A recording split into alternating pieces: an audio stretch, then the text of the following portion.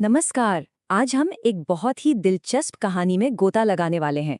एक ऐसी कहानी जो हमारी अपनी धरती के बारे में है।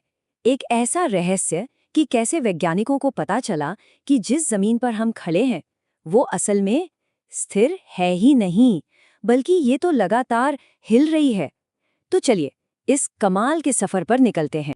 तो सबसे पहले एक बहुत सीधा सा सवाल, क्या दुनिया का नक्शा हमेशा से वैसा ही था जैसा आज हम देखते हैं, या कभी कुछ और था? सुनने में आसान लगता है ना, पर यही वो एक पहेली थी जिसने ना जाने कितने सालों तक दुनिया भर के भूवैज्ञानिकों के दिमाग को उलझाए रखा। अच्छा, कभी दुनिया के नक्शे को जरा गौर से देखा है? अगर अफ्रीका और दक्षिण अमेरिका के किनारों को देखें तो कुछ अजीब नहीं लगता? ऐसा लगता है मानो वो किसी जिग्सो पजल के दो टुकड़े हों जो एक दूसरे में बिल्कुल फिट हो जाते हैं। और जानते हैं क्या, ये कोई इत्तेफाक नहीं था, ये उस बहुत बड़े रहस्य का सबसे पहला और सबसे बड़ा सुराग था। और इस पहेली को सुलझाने की जो पहली बड़ी कोशिश हुई वो की एक जर्मन वैज्ञानिक ने। यहीं से हमारी कहानी में एंट्री होती है हमारे हीरो की, अल्फ्रेड वेगनर। तो साल 1912 में वेगनर ने एक ऐसा आइडिया सामने रखा जो उस वक्त के लिए बहुत ही क्रांतिकारी था। उन्होंने कहा कि सारे महाद्वीप हमेशा से अलग नहीं थे। करोड़ों साल पहले ये सब एक साथ जुड़े हुए थे, एक विशाल जमीन का टुकड़ा जिसे उन्होंने नाम दिया पैंजिया।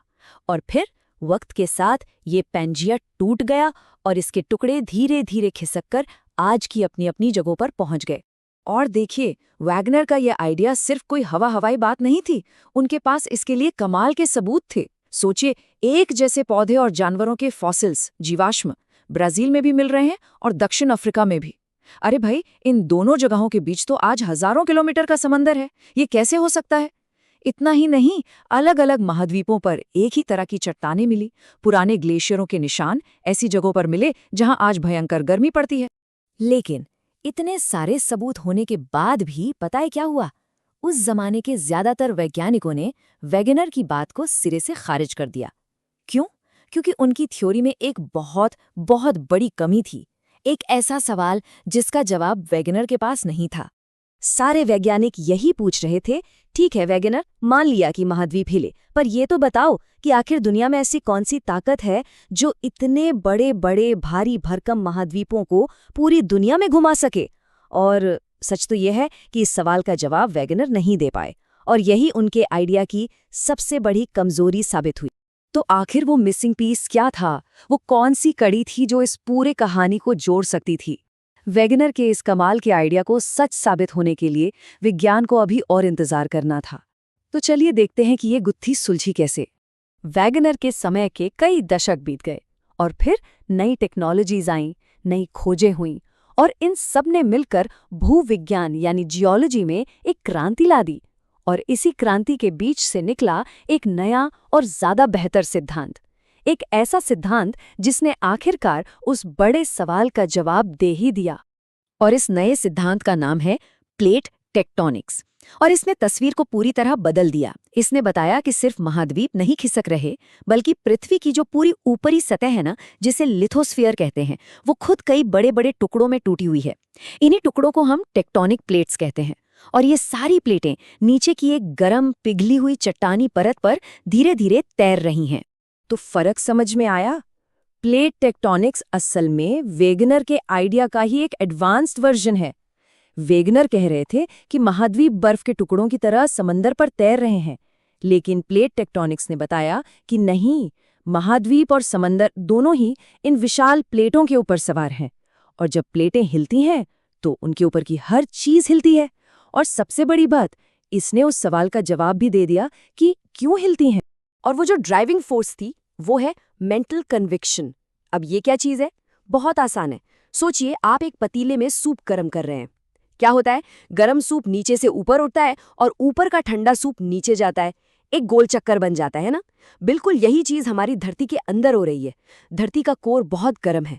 ये गर्मी नीचे की चट्टानों को गर्म करती है, जिससे वो ऊपर उठती हैं, और यही ताकत अपने ऊपर रखी इन टेक्टोनिक प्लेटों को धक्का देती है।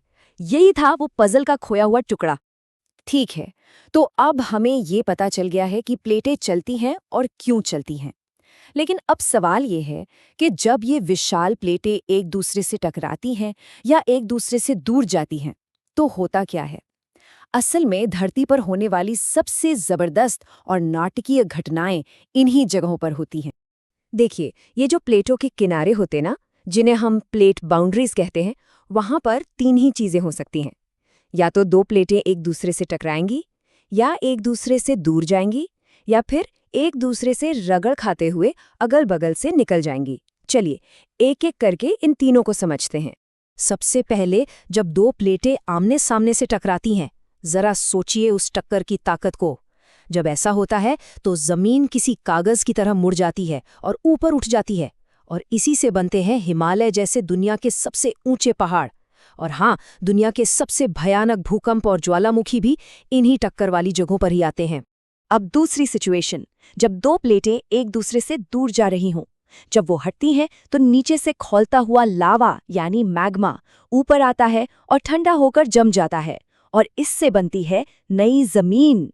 समुद्र की गहराइयों में ये प्रोसेस लगातार चल रहा है, और इसी से अटलांटिक महासागर के बीचों बीच पानी के नीचे पहाड़ों की एक बहुत लंबी रेंज बनी हुई है।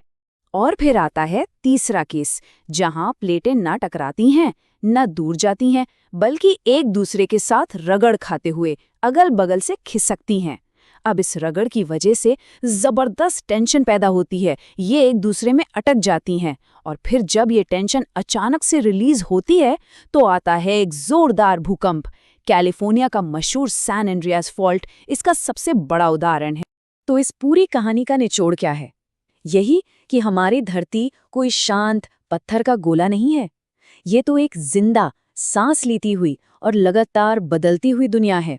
और इस दुनिया के रहस्यों को खोलने की जो मास्टर की है, वो है प्लेट टेक्टोनिक्स का सिद्धांत। सोचिए जरा, भूकंप, ज्वालामुखी, पहाड़ों का बनना, ये सब हमें अलग अलग चीजें लगती थी, लेकिन प्लेट टेक्टोनिक्स ने हमें बताया कि ये सब अलग नहीं है। ये सब एक ही बड़ी कहानी के अलग अलग हिस्से हैं। ये वो एक धागा है जो इन सभी मोतियों को एक माला में पिरोता है। और ये सब हो कितनी तेजी से रहा है? आपको जानकर हैरानी होगी कि ये प्लेटें हर साल औसतन सिर्फ 2 से 10 सेंटीमीटर ही खिसकती हैं। जी हाँ, लगभग उतनी ही रफ्तार से जितने हमारे नाखून बढ़ते हैं। सुनने में ये बहुत कम लगता है ना? पर लाखों करोड़ों सालों के पैमाने पर सोचिए, इतनी सी रफ्तार भी महाद्वीपों को हजारों किलोमीटर दूर ले जाने के लिए काफी है। और ये पूरी बात हमें एक बहुत ही कमाल के सवाल के साथ छोड़ जाती है। अगर ये सब आज भी हो रहा है, तो आज से करोड़ों साल बाद हमारी दुनिया का नक्शा कैसा दिखेगा? कौन सा महाद्वीप कहाँ होगा? ये सोचना ही कितना हैरत अंगेज है कि जिस जमीन पर हम अभी खड़े हैं, वो असल में एक कभी न खत्म होने वाले सफर पर है।